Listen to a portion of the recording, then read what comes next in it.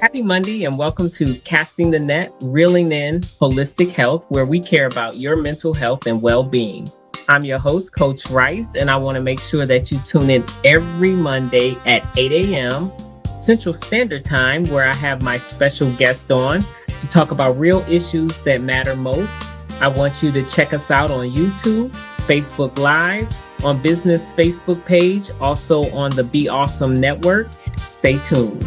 I think you're going to really like this next guest. Happy Monday and welcome to Casting the Net, where we care about your mental health and well-being. I am your host, Coach Rice, and you know I always have amazing guests on, but wait till we talk to Dustin Kleinschmidt. He is an author, a coach, and a former pastor with over 25 years of ministry experience. He recently published The Wilderness Way. I can't wait to find out about that book, Finding Freedom in Life's Fractures, a book for people, caught between life and the life they expected and the life they're living. So I'm excited to talk about what his journey was like and what's the story behind what he does. So Dustin, tell us where you're from and tell us about this unique story behind why you do what you do.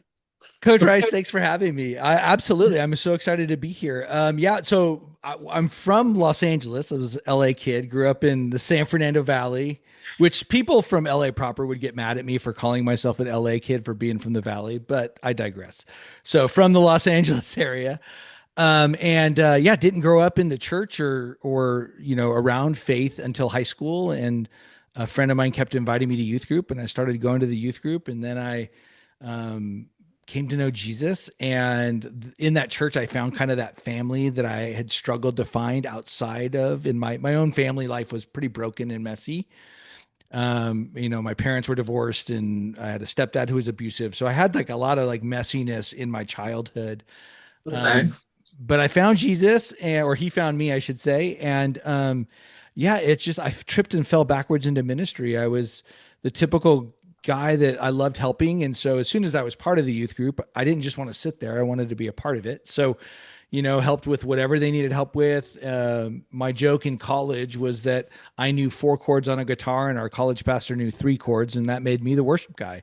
So I started leading worship and all that kind of fun stuff. And it led me into pastoral ministry for over 25 years. So everything from a worship pastor to student ministries to executive pastor. I planted a church and then was leading a church as a senior pastor right before my kind of resignation, and kind of where I went through this really dark period and resigned, and kind of what ended up becoming the book came out of this season of burnout and emotional and mental fatigue and all of those things that I had not expected at all, especially, having been in and around ministry for so long. But kind of came to the end of myself.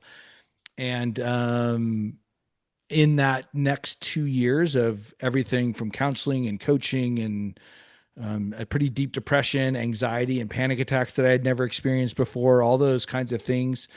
God began to really reframe and reform the way I viewed my relationship with him and with the world around me.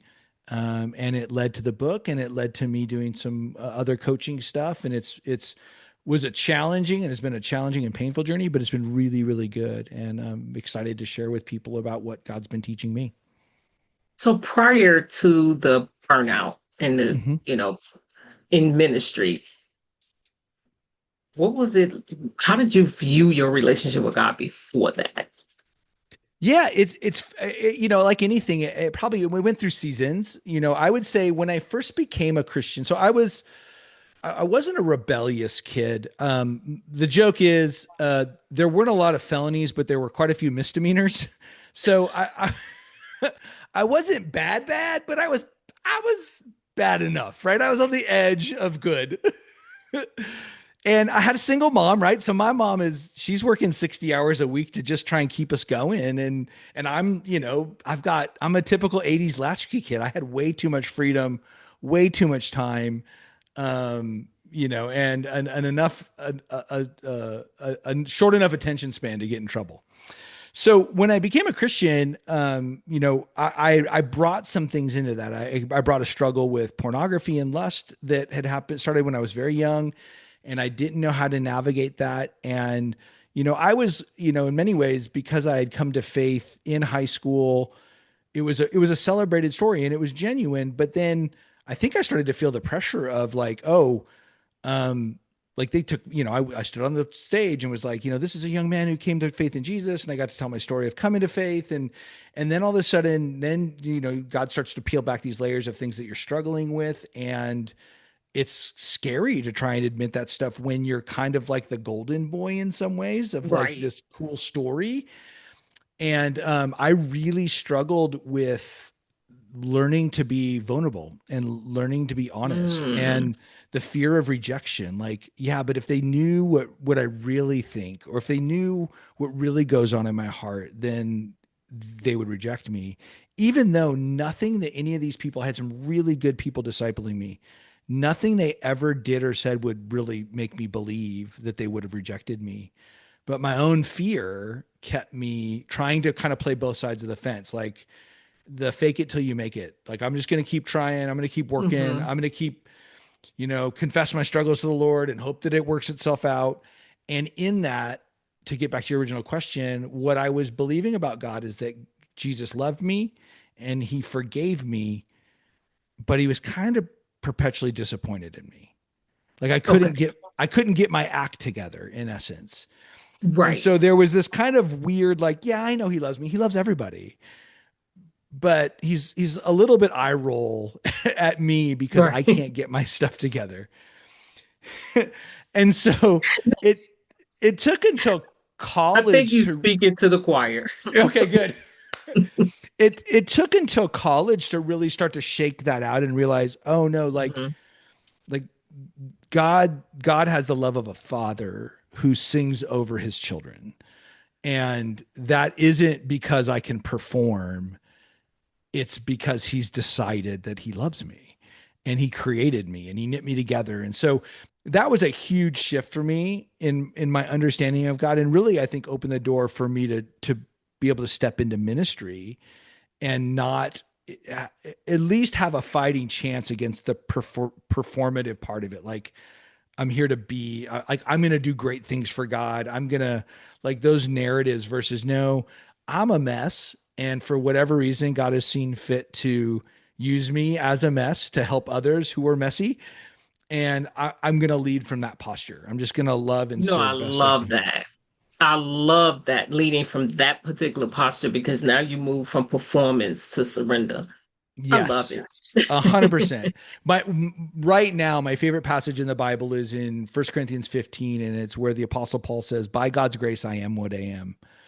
And Mm. it's really the culmination of Paul's identity journey of Yes. being, the Pharisee among Pharisees, and as he would call the chief among sinners for persecuting the Christians. And yet, in all of that, he finds a way to land at, by God's grace, I am what I am. My story is my story, and the good and the bad, the hard and the blessings, like all of it, the burdens and the blessings, all of it together is what God is using to shape himself in me and to use me to help encourage others. So it's been a long journey of ebbs and flows of that. In ministry, you get to a point where you just are kind of perpetually pouring yourself out. Ministry can be quite a mistress in many ways of Mm. you like being needed until you don't like being needed. You love it until you don't want it, and then you just don't want anyone to need you anymore. Um, and Okay. That's the mistress part of it, huh? yes, and there's this funny like it's like the gift that God's given you. For me, that desire to serve and to help and to care for people has a shadow side, which is the need to be needed by others, the need to be like, Yes. somehow my validation is in whether or not these people like how I'm shepherding or teaching or leading or how well the church is going or all those things. And my burnout wasn't a result of kind of a major thing. It wasn't like I crashed and burned, had an affair, any of those kinds of things. It was almost death by a thousand paper cuts, where it was like Mm. every little moment, all every year of, every email of what someone didn't like, and then trying to navigate that, and trying to be gracious and at the same time draw clear boundaries. And it was in like a slow erosion that brought me Yeah. to a place where, and I talk about it in the book, I was at an elder meeting, and some of our younger leaders in the church at the time basically crashed the meeting and were basically telling us how much they thought we were horrible leaders. And so I'm looking at these two guys who are in their 20s, and I'm going, okay, so they say they don't want to follow our leadership anymore. So that means I got to fire them. Like, so that's what we're Right. at is it's like, oh, well, then you don't want to be part of this team. And then Because I'm you're in not my mind. aligned. Yeah, exactly. And so then in my mind, I'm going, but I'm not going to be able to tell that whole story to the congregation, because guaranteed, I mean, that's just how churches work. There's this, you don't want to just air everyone's dirty laundry. And so then who's going to be the bad guy in all this? Like, why did you let so-and-so go? Why are we making more changes? And that was the moment where I was like, I remember getting in my car and I called my wife and I just said, I don't see a way forward for me. Like, I can't do it again. Mm. I can't take another bullet. I can't be the bad guy one more time and just swallow it. And so I prayed about it for a day or two, talked to some friends, and then ultimately sent in my resignation and said, "Hey, I'll be here through the end of the year, but you guys are going to have to figure this out on your own." Wow. I like how you mentioned death by a thousand cuts, because that's how burnout is, right? Yes. You're right, it doesn't happen overnight, but it happens with this internal struggle. Mm-hmm. When you say, like you said, there's a part of you that know you called, and Mm-hmm. then a part of you that's saying, wait a minute, I'm getting something out of it too. But Yeah. it's feeding something that you really don't want it to feed, which is validation. And that's when you get in trouble. Because Yeah, absolutely. And it's Mhm. it's that weird thing where it's always like we're always mixed motivations, right? Like I'm never pure on one Yeah, side or the other. There's always a part of me that's like, yes, I genuinely want this message to impact people and for God to work in their lives. And I do want validation. And I think I spent a lot of years trying to like suppress the one. So it's like, okay, I'm not going to think about that. I'm going to push that bad thought down, and I'm going to just worry about this or think about this. And a friend of mine actually told me this. He goes, I've learned that rather than trying to suppress it, I just confess it. I'm like, well, one, that rhymes. So good job. And two, like that idea of like, hey, God, like I'm bringing you both sides of me and you're going to have to exactly. figure it out. Like I can't discern which, my heart is so wicked above all He things. said it. He said it in the word, right? Yeah. The That I heart is can't even deceitfully wicked. I can't even discern what of this is genuine and what of this is my own desires. And so Mm, I'm just going to bring it to you. You can separate the wheat from the chaff. You'll figure it out.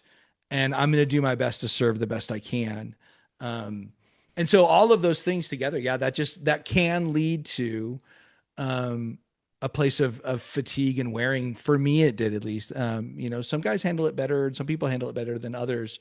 For me, it was just a moment where I needed to step away from the vocational ministry piece, and I needed to step away from my salary being attached to my spiritual journey in mm, so many ways. It just all of that got so conflated. And, because no one, I mean, I didn't stop spiritually growing. And so things that I believed, the Bible said a certain way when I was 20 aren't necessarily how I see them today, because we just grow, we change, and it's not a right, right or wrong. It's just like things morph. But then you're interacting with people who are like, no, that's the way to think. And I'm like, well, but I don't know if I think that way anymore. And so how right, do I navigate that? And if I stand on the platform and say it a certain way, I'm going to get 10 emails. If I say it this way, I will only get one email. But I don't want to like change my convictions. Like I don't want, so right. it's just there's so much underneath all that. So a lot of mental That is gymnastics so going true. on. That is so true. So how did your wife respond to that actual vulnerability message that you actually handed over?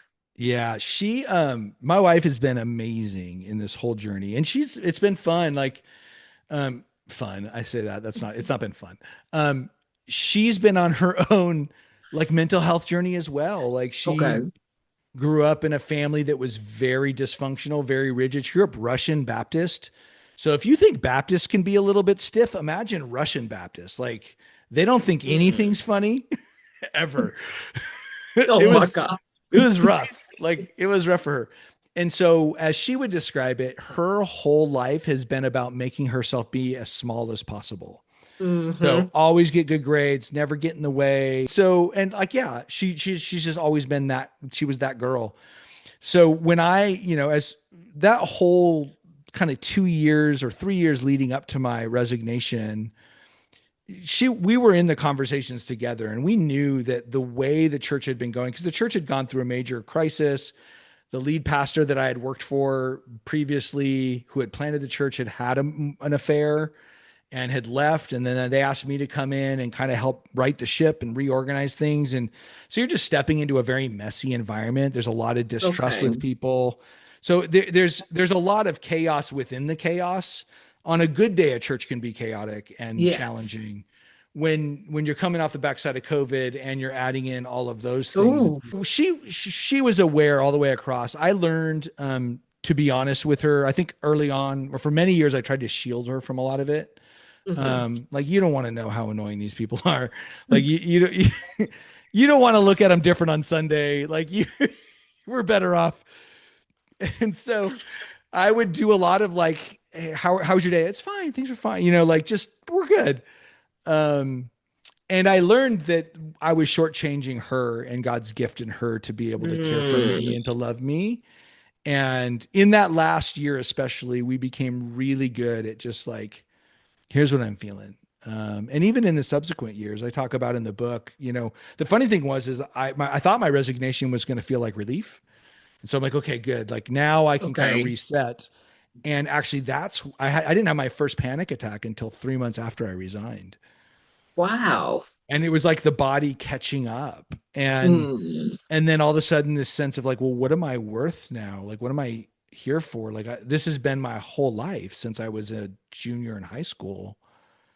Why am I here? What am I doing? And then obviously the things like, how are we going to pay the mortgage, and like all those other things as well. Right. And I was in my late 40s at the time, so it's like, oh, I'm like, I have to start a new career at 48. Like, I don't like, I have a degree in ministry. That doesn't do much in the marketplace. Like, knowing Greek and Hebrew does no good in a marketplace job at all. So all of that stuff started to kind of collapse on me, Mm. and that's really where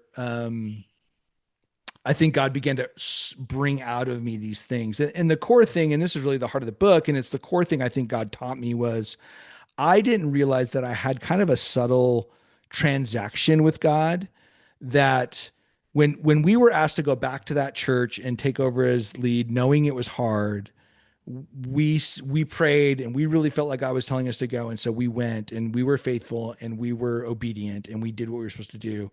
And so there was a part of me that believed, well, because I did what you told me to, it'll work itself out. Like, somehow it's going to land. And when it Mm. didn't, and I stepped out of that role, it was an honest, like, what the heck, God? Right. This isn't fair.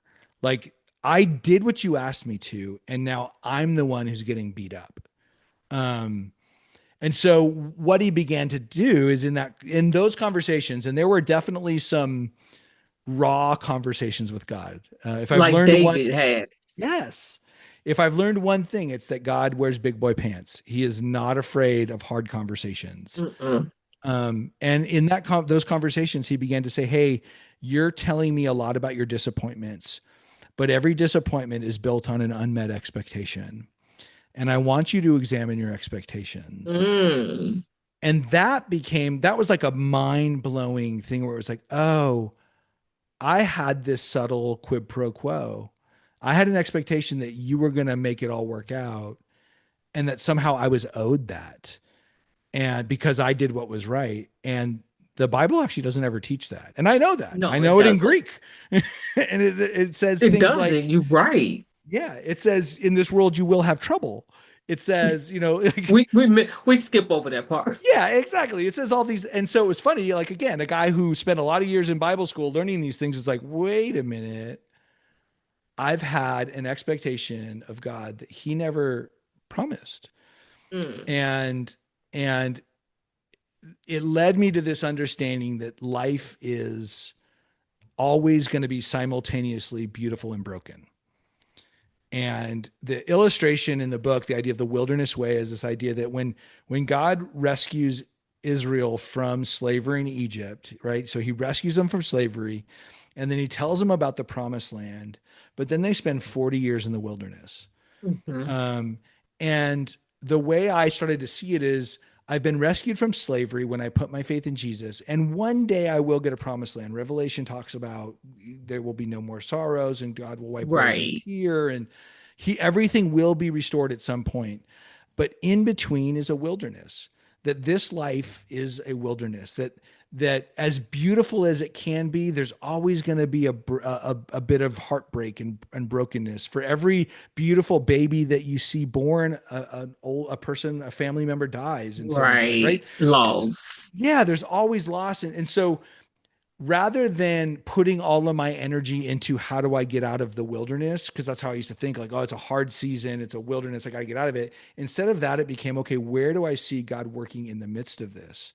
Like, if life is always going to be challenging to some degree, even in the midst of its Right. beauty, I want to see what he's doing and I want to see where he's working and I want to see what he's forming in me so that I can learn to trust him more, so that I can learn to rest in him more, so I can have that peace that he promises that surpasses understanding.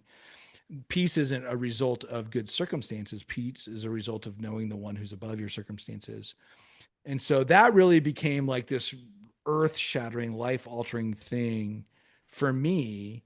And it's allowed me to really navigate the complexity of life in a whole new way. When a friend calls and says, "Hey, my wife's leaving me," I can go sit and have coffee with them and be present and grieve and say, "Man, I'm really sorry." And at the same time, have hope that God's in the middle of it somehow, even though I don't have the Hmm. answers and it doesn't make sense to me. And that's really kind of the core of the book. And it's become the core of my journey and how God has reoriented my heart in dramatic ways. That's powerful. And I really like how you talk about the wilderness Mhm. and how we, because I think church perpetuates, if you do this for God, he'll do that. A quid pro quo undertone. Mhm. And God is not like that. He's relational. Mhm. It's a reciprocal. Is I do this Yes. because I love you versus, and Yes. if we don't establish that and understand that he owes us nothing and you're right, he never promised that, but we always think you owe me for helping you Yeah. It or for is. like our sacrifice is so big that It's like kind of bigger like, than what Christ did. yes, exactly. And it's kind of like, it's like when my kids were little, my boys they're now grown, but when they were little, like we'd be in the front yard and they'd be riding their bikes and they would try and do something cool, like stand on the seat or whatever. And it's like, hey, dad, watch this. Hey, dad, watch this. And as a parent, you're there going like, cool, man. Like, you're cheering them on. You're not actually impressed. Like, Right, at least I wasn't. I'm like, whatever. But but I just delight in them delighting in me. And I think right. God has very much the same posture. God isn't, Wow. I don't think he's all that impressed with what we do for him. You know what I mean? He's like, ooh, Right. look at you. You wrote a book. Good job. Like I don't know that he's blown away, but he loves that I delight in him. And then I'm like, hey, God, like, I want this. I want you to use my story to help others. And Yeah. he delights in that. But he's not impressed. I know we really do think he's impressed. Like seriously, we really do. Yes. So yeah, so it's been a really cool journey, and God has used it to totally reshape my life. And it's funny now that I mean, for the last 2 years, I haven't been in a paid vocational role, but in many ways, I've done more ministry than I ever did in the church because Mm, I'm not running a church anymore. I'm actually able to go sit with friends who are hurting and care for those who are struggling, and I have the space that I never had in many ways. Or that's not probably not fair. I never prioritized that stuff because I was so busy trying to run a church got it. It's totally versus different running a church versus being in the ministry within the yes. church Yeah, and then because you being have so much present. on you. Yeah. Yeah, when I would do meetings and I'm sitting in a meeting with someone who's sharing their heart and I'm thinking about the message that I got to prep for that Sunday. And I'm Right. not present in the moment. I'm not really giving that person what they deserve. And so now in this season, it's been really nice to be able to learn how to be more like Jesus, just unhurried and present. Mm. So in this book, The Wilderness Way,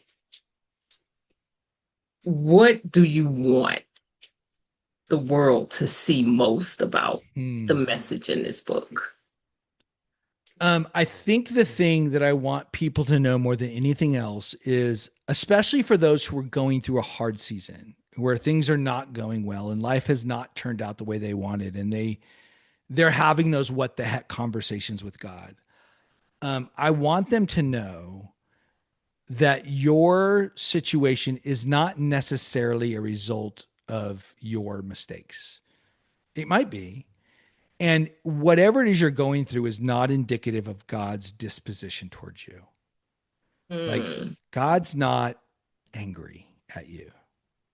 He's not standing off in the corner with his arms crossed going, see, told you. If you hadn't dated that guy, if you hadn't done that, you know what I mean? Like, if you hadn't made that mistake, like, that is not the God of the Bible. Mm. And in fact, when we feel most crushed, he is the closest. And he doesn't show up necessarily with fire and wind and storms. He shows up in whispers. And it's us trusting enough and slowing down enough to listen and to say, okay, God, like, what do you want to do? What's going on here? I need you. And you see this, like you had mentioned David, all through the Psalms, where David, he looks bipolar because he's like, where are you, my God? My enemies are Exactly. everywhere. And then he turns around and goes, and yet I will trust you. And it's like, wait, bro, like that's like I know three when I used to verses read it, apart. I felt the same way. I said, well, what is wrong with him? It's like a hard right turn. But that just shows you, like, that's honesty and trust at the same time, that life is both things, and it's okay for us to be messy, and it's okay to us to come to God with the full force of our frustration. This is the book of Job, right? Um, Job got a raw deal by every account. He did not deserve what happened to him, and yet God was not put off by Job saying, just like, what are you doing? Like, what's going on? God was gracious and loving and present. Hmm. And then God did remind him, hey, I'm God. You weren't there when I Right. created the foundations of the earth. Yeah, he had to Um, remind them. Yeah. yeah, like, hey, just as a heads up, I got the capital G next to my name, not you. Right. And we all need that because our disposition is, I think I'm a better God than God is. Like, that's whenever I complain, what I'm saying is, you're doing a bad job. I could do a better job. No, now those are some hard truths right there. Yeah, a little, but it's true. So I want people to know that. I want people to know that God is not perpetually disappointed in you. He loves you with an everlasting love. Hmm. And he's not looking for you to figure it all out and fix it all up. And he's looking for you to just to trust him. And so, like, Psalm 37 has been kind of the key passage for me in this whole season. And it says, trust in the Lord and do good, dwell in the land and befriend faithfulness. Delight yourself in the Lord, and he will give you the desires of your heart. So the idea of trust in the Lord, right? So you're God, I'm not. Do good. What's the next thing I'm supposed to do? Don't lie, don't Mm. cheat, like, just make the right decisions, right? Morally. dwell in the land, which is all about being present where I am. Because I always think about where I'd rather be. Like, I wish I could have, and if only this could work. And then, so I'm thinking down the road, and he's saying, yeah, but right now I have you here. What does today look like? What does it look like for you to the next line? Befriend faithfulness today. And I love that translation. Like the idea of that making faithfulness my friend. I don't have to be extraordinary. I don't have to be special. I Mm. don't have to have all the answers. I just have to be faithful. And then in doing that, and all of that stuff is out of a delight in my heart for him in the way that he delights in me. And so that gives us, I think that those are such helpful, like that's how I can walk out every day. If I keep that posture every day, then I will likely have a measure of peace and freedom that I probably wouldn't experience if I'm trying to always manage and mitigate my own life. Awesome. Now, is your book set up like a Bible study, like where you can use it in a Bible study group? Yes. Well, what I did is I actually wrote a workbook to go alongside the book separately. And I've been around Bible studies long enough to know that when you have a Bible study, people don't read the book that you're supposed to read to come to the Bible study with. Right. And so I wrote the workbook so that you don't have to have read my book to be able to have a meaningful conversation. So it does work really well together, but I've led enough small groups to know that like a Right. lot of That time is so people are true. flipping in the car on the ride there to make Right. sure that they're Let me hear. Yeah. so yes, so there is a workbook as well available. Both of them are available on Amazon, but the workbook is really good for personal study, and it's more of like I want like giving people a place to reflect on these things in their own life and their own journey, I and like that. taking the scriptures that are from the book and then processing them deeper. And I think in terms of four elements, emotional health and growth, spiritual health and growth, relational health and growth, and then organizational health and growth. And so it kind of all of this stuff tries to holistically think through all four of those areas of our lives. So your emotions is, your emotional health is your relationship to yourself. Spiritual Hmm. health is your relationship to God. Relational health is your relationship with others.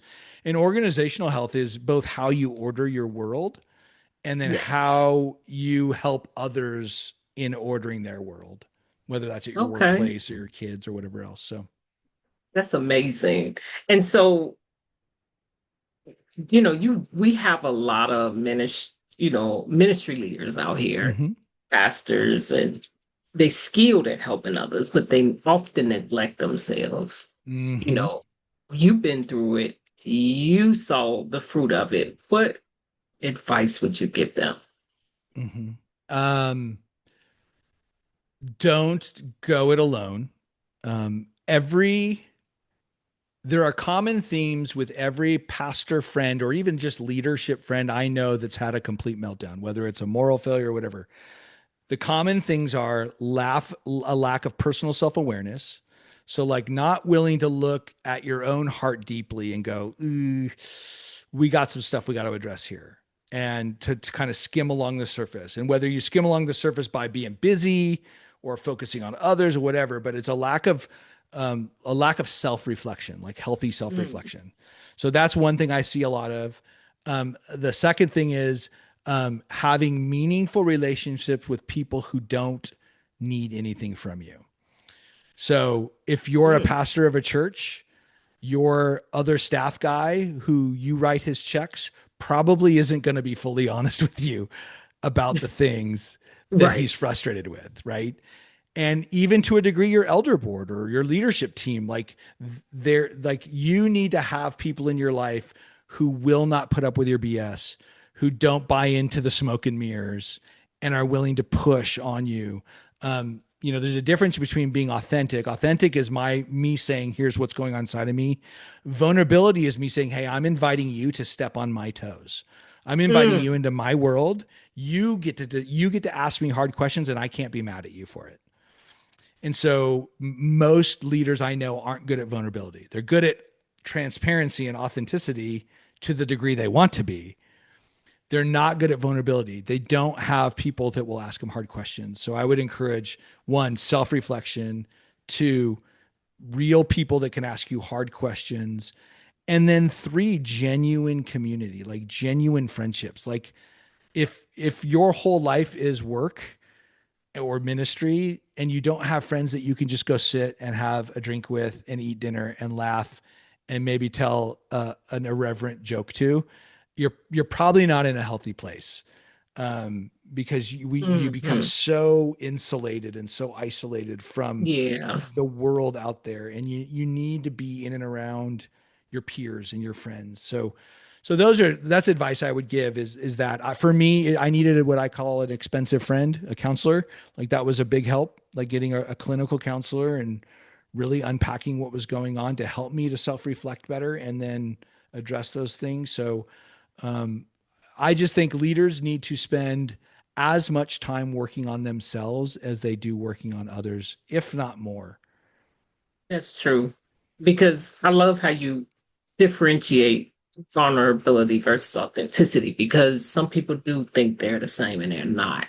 It is Mm-hmm. inviting people in, but of course, you want to feel safe when you do it. Yes. Yes. Yeah. But Don't it invite is everybody in, like pick right. and choose. but but yes, and I definitely agree with you on that. You have to invest in yourself, and that's why I Mm-hmm. have a counselor Yeah, and absolutely. coaches to help me, because other than that, if I was isolated, I'd be having a board meeting with myself, me, myself, and I, and that don't go well because Mm-hmm. we all agree on the same dysfunction. Yes. Yeah. It's we used to say this growing up in LA, my dad worked in the movie business, and the line was they started believing their own press. And it's like you start to believe, like, maybe I am as awesome as everyone's telling me I am. Exactly. And it's like, no, you're not. Like, don't believe that. That is so true. And so you made this, you left ministry. I'm sure you had an identity connected to it. And then you made this shift like, okay, I'm no longer in ministry. What was your identity after that? Like you had what was your identity before and what was your identity after? Yeah. I will let you know when I know, to a degree. I think that is kind of the journey I'm on. And I think I'm working on a second book right now, and it really is going to be about this idea of identity, Okay. like, and significance. So, um, I, about 3 or 4 months ago, I'll go back. I used to always say that my challenge is finding my identity in ministry, right? Like I don't want Hmm. to find my sense of worth in ministry, and I struggle with that sometimes. I used to say that a lot, and it was true, like a form of accountability, telling my friends, "Hey, man, like just don't ever let my identity and my sense of worth come from ministry. Like I want that to be in Jesus, right?" So I would say that, and like I said, 3 or 4 months ago, it got more nuanced. And what I realized, and again, I think this was the God Spirit kind of showing me this, is it wasn't that my identity was so much attached to ministry as it was my identity is attached to significance. Okay. And ministry was a vehicle for significance. Um, and when I say significance, it's not popularity. It's not about being cool or popular. It's Mm-hmm. about, does my life matter? Am I making a difference? And that could be with Okay. one person or a group of people. And again, like we talked about earlier, not a bad thing in terms of a desire to make a difference, but it's an unhealthy thing to have as a sense of worth. Right. And so that's what I've been on this journey. And that's where that passage in Second Corinthians, by God grace, I am who I am, has been so significant. And you look at Paul's journey and how he was, top of his class in Pharisee school as a kid. He had the whole first 5 books of the Bible memorized by the time he was probably 8 or 9 years old.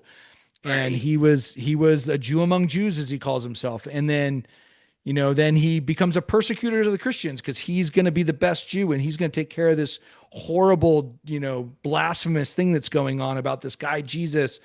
And then Jesus knocks him off a horse, blinds him, and says, "Surprise!" And all of a sudden, Paul's whole world is turned upside down, and he realizes, I've actually been working against the very God I'm so dedicated to. And then he has to wrestle through being being the least among the apostles and the worst of all sinners, and knowing what he did to Christians. I mean, there's a reasonable inference that he was abusing, if not overseeing, the Hmm. murder of Christians, right? And he had to reconcile all that and accept God's grace for him, and accept that God loves him and is for him. All of that stuff had to happen in Paul's journey for him to get to the place where by God's grace I am what I am. And I think that there's a lot for us to learn about identity in that and how we root ourselves in who Jesus is.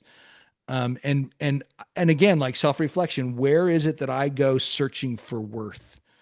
Like what are the things that I want to grab onto? And for me, one of the core ones is significance. That's the thing. It's like, I want to wake up and know that my day mattered. I want to wake up and know that my life matters. And again, it's not a bad thing, but most of the idols in our lives aren't bad things. As Tim Keller would say, most of our idols are good things that we've made ultimate things. Right. And so my kids are a good thing, but if my kids are my sense of worth and value, we got a problem, That and is so true. that's how you get helicopter parents and weird sports parents and all those Right. things, right? Think throwing things at coaches and like, that's your identity is in the wrong place. That's an idol. I like how you put that because that is so true. We don't think about that, right? No. And that's what it is. And so, that's the journey I really think I'm on. I hope I'm closer to having a better understanding of my worth and being more settled in my identity in Christ. And that I don't like my role in the world doesn't impact that in any way, shape or form. And I want healthy significance. I don't want unhealthy significance. Right. And so we'll see. I mean, that's similar to the first book. The way I write is just kind of like, I'm writing as a companion. Like, this is what I'm learning. And so let's just talk about it. I'm not an expert. I don't claim to be an expert in anything. I write the same way. I write the Yeah. same way. This is what I've learned. Not to say Yeah. that is one size fit all, but this is what I want to share with you. Yeah. I'm an expert in stupidity, but other than that, like, I'm not claiming anything. Oh, Dustin, you have really, really sparked you put so many things out here that Awesome. we can talk about forever because these are the things that really truly are some of the highlights that church needs to have Mm-hmm. more of. It's Yes. not enough of that in church is in it really removes the judgy side of things and Mm-hmm. allow people to be human in that space. And we need Yes. more of that. That's Amen. why one of my questions was, do you have a Bible study? Because that would be huge to have that piece because just the title alone is enough to take you to the reality of why we are on earth Mm-hmm. and you know God did promise us wilderness, but he said he will be in it with us. Exactly. And so churches need more of that to understand that we are human, we're not robots, Mm-hmm. and we are there to do a service to one another. Yeah. Now, And we don't leadership have to, really sorry. needed. Yeah. And we don't have to pretend that we're okay when we're not. Just because the Mhm. Bible says that one day everything is okay doesn't mean that today has to be okay. Like Right. today can suck And and it that's does okay. sometimes. Yeah. And I think that like it's actually the pastor of the church that we're part of now. He said this. He said, coming to God with those types of conversations is an act of faith.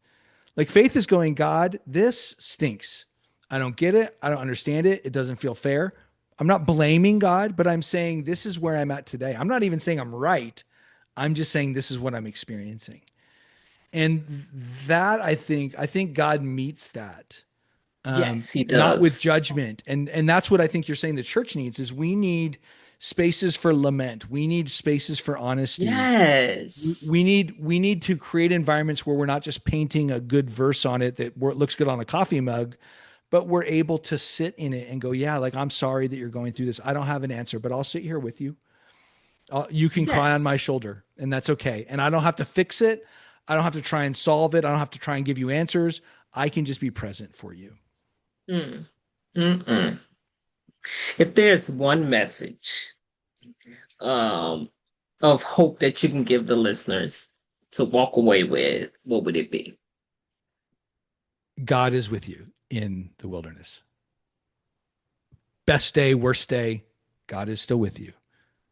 I promise he's there. Yes, he is.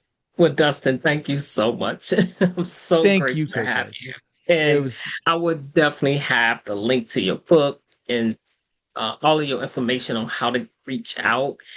If you, to the audience, if you're in a season, whether you're a leader or you're a leader in your home anyway, but no matter what season you are in your life and you feeling this sense of, burnout or sense of exhaustion, or you feel like God, oh me, I would say definitely, you have a book to look into so you can get the reality and the truth, because the truth will set you free. And mhm, from the conversation that we had, I probably can ensure that he has written a book of truth, and what he's been through can surely help you. So reach out to him if you need help in that area. And if you know someone who is struggling in that area, please do share and comment on the video. We would love to hear what you have to say. And yes. we want to help you. This is Dustin's area. He can help you in this area. So don't suffer in silence. Reach out, check out the Mhm, book. If you want to do it as a Bible study, because men really need books like this, because they don't have a mhm. space to Yep. be able to be who they are without judging. And so please do reach out. And just, Dustin, thank you for coming on, sharing your wisdom. And to everyone, have an amazing Monday. It's your time to shine. Your journey to chart.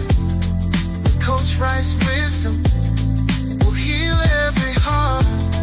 So join